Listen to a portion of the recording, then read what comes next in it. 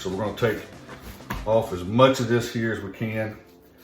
And I recommend, get a pretty sharp knife. This here is a sharp knife I have. You can actually take the fat cap, whether it be this, a brisket, or a Boston butt, or what have you, and you can actually shave down through it, taking off, slight layer at a time as you get down to that perfect amount you want to take off there. So like I said, we're going to cook this, real similar to a steak. I've talked to other barbecue enthusiasts like myself and like most of you guys, and been kind of interested to see the different ways that this has been, a tri-tip has been cooked. There's actually some that have taken this tri-tip and cooked it like you would a brisket, and went ahead and smoked it to about 205 in the center, and said it absolutely turned out, just delicious. So we're going to cook it today more like a steak, but in the future, I think I'm going to may take one of my cooks or one of my smoking afternoons and buy a couple of these and do one more like a steak like we're going to do today, and then do the other one more like a brisket. And I think it'll probably take it, I'm figuring it'd probably be maybe a 4-hour smoke if you did a brisket type cook, or maybe 5. But just do that just to see, what we think it would taste like. All right, so we're getting down close to getting all of this off of there. Get as much of that silky,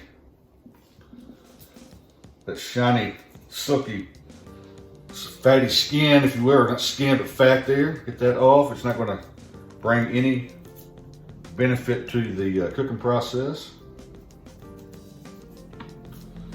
And I can't stress enough, taking the proper time to trim your meat, whether you're doing, tri-tip, or if you're doing a Boston butt, or if you're doing, a brisket, no matter what you're doing, that's a key part. And I've been smoking barbecue for a long time, and that's one of the first things that I learned years ago, is taking that time during the trimming process to get your meat trimmed up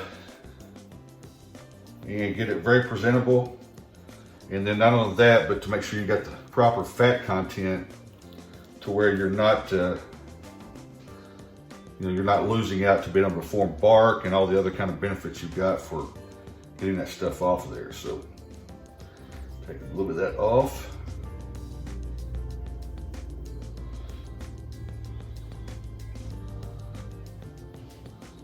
Kind of going through there and getting as much of that as I can.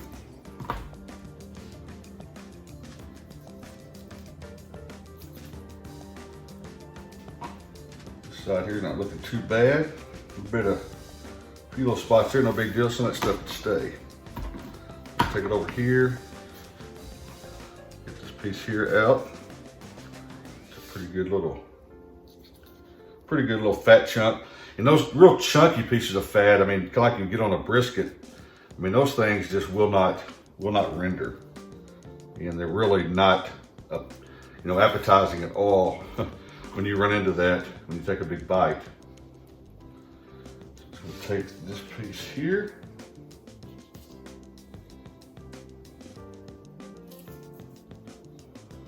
Let's get up under that. Another thing too, I'll share with you. Don't be afraid of messing this stuff up. I know sometimes, meat's expensive, and you get it, and you're like, man, I don't want to cut that off. I don't want to do that. But trust me, going ahead and getting it trimmed up proper, man, that's key. That's key to it being, really good barbecue, a good steak, or what have you. And you're going to have a little bit of loss. That's why I think it's important too. Like I was saying earlier, when I bought this piece of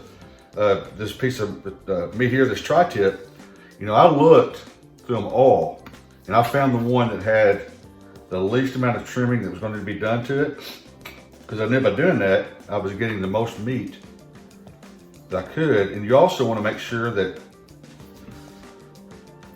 the meat is pliable. You don't want a real firm, real hard piece of meat. That tells you it's got a lot of gristly fat in there.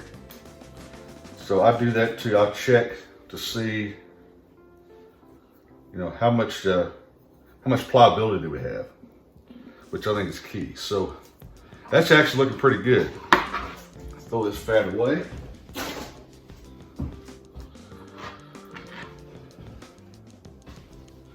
Okay, from there, what we're going to do is we're just going to season this sucker up. Pretty simple, like I said, using the salt, pepper, garlic rub that I put together. And this is what it looks like when it's done. Nice looking, got some granulated, the pepper in it is granulated pepper. Before I do that, I'm going to go ahead and get my hooks in. It's pretty simple. This is going to be the hook that's going to hang in the Oklahoma Joe's, the barrel smoker. We're going to hang it from the big end, the heavy end. So I'm just going to go right through here, just like that. Get it out the back side. And that's all there is to it right there. And I think I'm going to go ahead, let me see, let me take this one out first. I think I'm going to go ahead and put 2 in here, just so I don't run the risk of this thing falling off the hooks on me. So you did it right there. So that way there, if it were to get really tender, you want to fall off the hooks, then you've got that thing, you got a backup right there. So let me wash my hands real quick before I get into that seasoning.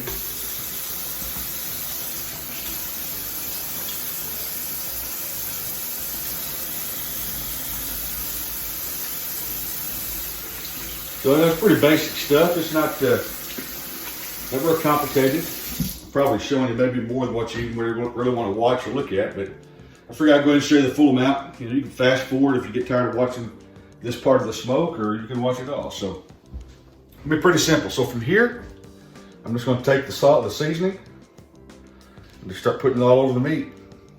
As you can see, we got some good coarse black pepper in there. Start turning it around, make sure you're getting it all over it.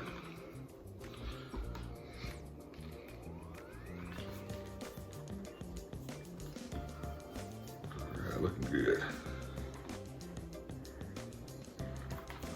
Kind of turn it around sideways, get it all down the side. Down this other side here. Making a pretty good little mess here. That's the fun part of it.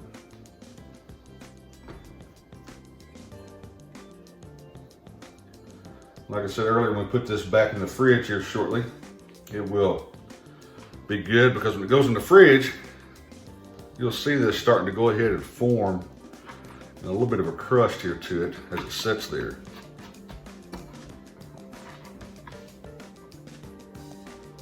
Salt to go ahead and start extracting a little bit of the moisture out of the tri-tip, which is what you want.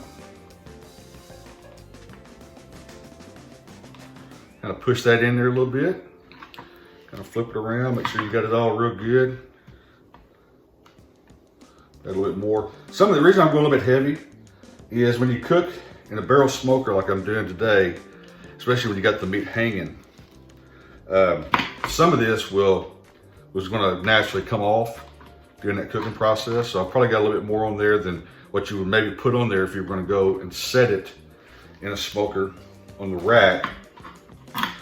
But this way here,